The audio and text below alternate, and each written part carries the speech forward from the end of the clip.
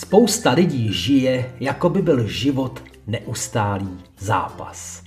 Zápas o uznání, zápas o pravdu, zápas o to, kdo má pravdu, zápas o to být dost dobrý. Od dětství jsme zvyklí porovnávat, hodnotit, soutěžit, obstát. A postupně se z toho stane způsob, jakým se díváme na svět.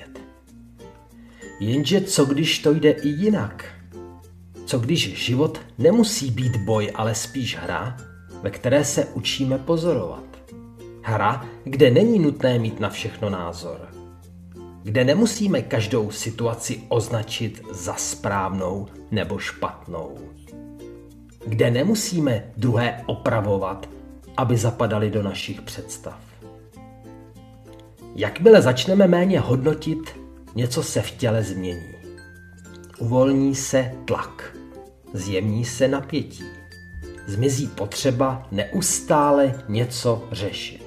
Ne proto, že by svět byl dokonalý, ale proto, že jsme přestali bojovat s tím, jaký právě je. Odpor vytváří napětí. Přijetí vytváří prostor. To neznamená rezignaci. Neznamená to, že se vším souhlasíme. Znamená to, že si vybíráme, kde budeme dávat svou energii.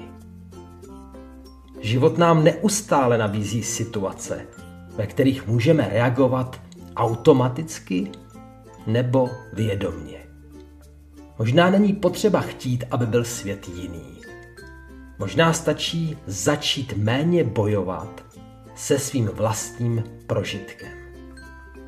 A právě tam začíná lehkost.